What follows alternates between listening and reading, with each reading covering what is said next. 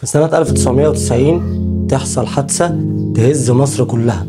عسكري مصري قدروا انه يخترق الحدود الإسرائيلية ويصفي 21 ضابط ومجند إسرائيلي، ومن ضمنهم عقيد في المخابرات الإسرائيلية.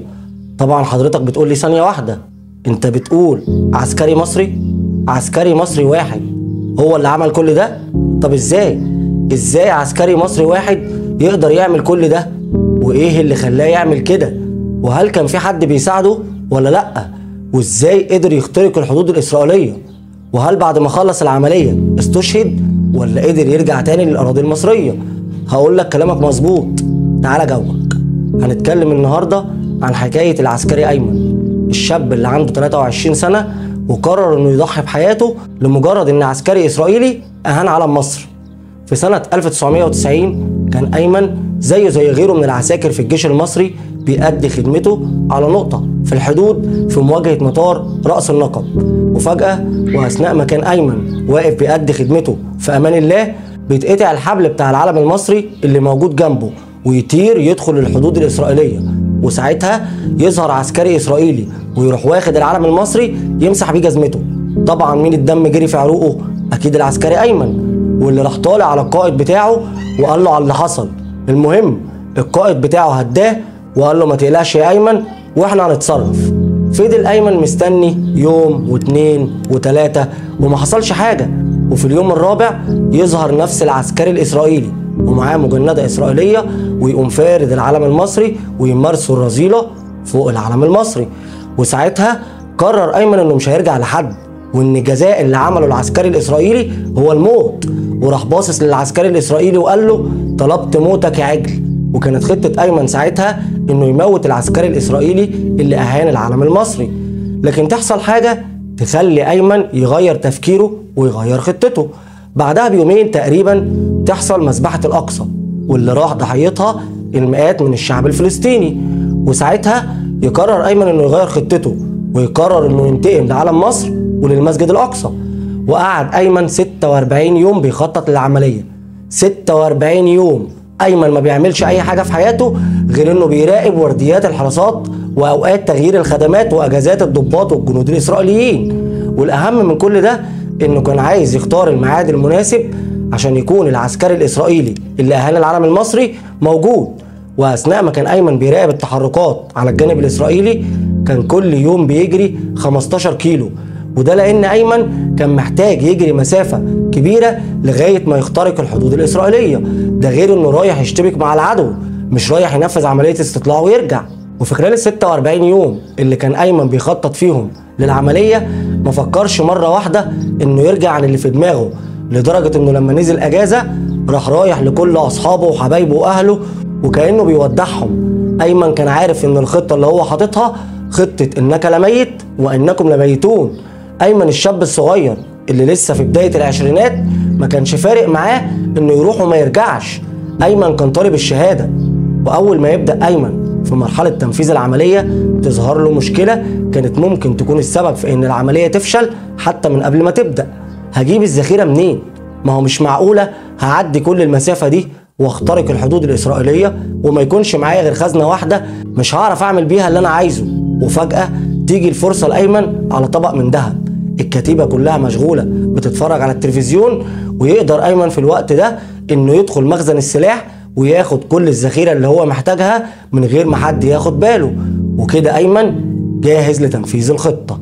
وأول ما وصل أيمن عند السلك اللي بيفصل بين الحدود المصرية والحدود الإسرائيلية سأل نفسه سؤال واحد: أنت عارف أنت بتعمل إيه يا أيمن؟ وكان الجواب: أشهد أن لا إله إلا الله وأشهد أن محمدا رسول الله. وساعتها حس أيمن إن رجله الشمال بدأت تخونه، وعشان أيمن كان واخد القرار بص رجليه وقال لها: يا إما تكملي معايا يا إما هقطعك وارميكي هنا. وده مش كلامي، ده حرفيا الكلام اللي كان بيقوله أيمن لنفسه، ولو مش مصدق هسيب لك المصادر في الوصف عشان تتأكد بنفسك. وأول ما يوصل أيمن لنقطة الارتكاز اللي كان محددها في الخطة تظهر قدامه عربية ربع نقل تابعة للإمداد والتموين الخاص بالجيش الإسرائيلي. ويا دوبك أيمن بيعدل نفسه لمح دماغه السواق بتاع العربية، فزود سرعة العربية عشان يقدر يهرب من أيمن. لكن ايمن كان اسرع منه وراح مطلع البندقيه بتاعته بسرعه رهيبه وبدا في اطلاق النار على العربيه لحد ما قدر يصفي كل اللي في العربيه. وفجاه تظهر قدام ايمن عربيه جيب سودا مجهزه بجهازين، وده معناه ان العربيه دي تابعه للمخابرات الاسرائيليه، وده اللي ما كانش ايمن عامل حسابه في الخطه. بس ساعتها ما جاش في دماغ ايمن غير حاجه واحده بس، قول الله تعالى: وما رميت اذ رميت ولكن الله رمى. وساعتها راح موجه ايمن بندقيته على وش العربيه، وبدا ايمن يضرب النار على العربيه لحد ما خلص على كل اللي موجودين جواها. ولما راح ايمن للعربيه عشان يتاكد انه صفى كل اللي جواها، يكتشف ان اللي موجود داخل العربيه عقيد في المخابرات الاسرائيليه. وفي الوقت ده يرجع ايمن يتمركز بسرعه عشان يستنى اتوبيس العساكر واتوبيس الضباط اللي جاي وراه، وده اللي ايمن كان حاطط الخطه عشانه. واول ما يظهر اتوبيس العساكر يبدا ايمن في اطلاق النار على سواق الاتوبيس لغايه ما يقتله، وبعدها يوجه بندقيته على كل اللي موجودين داخل الاتوبيس لغايه ما يتاكد انه خلص عليهم كلهم. وقبل ما يرجع يتمركز تاني عشان يستنى اتوبيس الضباط، فجاه يظهر الاتوبيس قدامه، وساعتها كان لازم ايمن يتصرف بسرعه، فعمل نفسه مصاب عشان اللي في الاتوبيس يطمنوا ويبداوا يقربوا عليه، وده اللي بالفعل حصل. واول ما قربوا عليه لمسافه قريبه تسمح لهم انه يميزوا ان البدله العسكريه اللي لابسها ايمن بدله عسكريه مصريه ويعرفوا ان العسكري ده عسكري مصري، راح ايمن فاتح عليهم النار وبدا يضرب النار على كل اللي في الاتوبيس. بس عشان الاتوبيس كان ماشي بسرعه بطيئه، قدر 7 من الضباط الاسرائيليين انهم ينزلوا من الاتوبيس ويبداوا الاشتباك مع ايمن. واثناء اشتباك الضباط الاسرائيليين مع ايمن، يلاقي ايمن مين قدامه؟ العسكري الاسرائيلي اللي اهان العلم المصري. وفضل ايمن يضرب النار عليه لحد ما خلص عليه اكتر من نص خزنه في جسمه، لدرجه ان تقرير الصفه التشريحيه قال ان العسكري الاسرائيلي مات ب 18 طلقه، منهم 11 طلقه في منطقه القلب. ايمن طلع فيه كل الغل اللي كان موجود جواه. ونرجع تاني للاشتباكات اللي كانت بين ايمن وبين الضباط الاسرائيليين. وفضلت الاشتباكات بين ايمن وبين الضباط الاسرائيليين ال7 لغايه ما قدر ايمن انه يخلص عليهم، بعد ما اضطر انه يخلص 7 خزن كاملين في معركته مع ال7 ضباط الاسرائيليين. وبعد ما خلص على ال7 ضباط، بدا ايمن انه يهرب عشان يرجع تاني للحدود المصريه. واول ما وصل للحدود المصريه سلم نفسه لمركز القياده التابع للجيش المصري.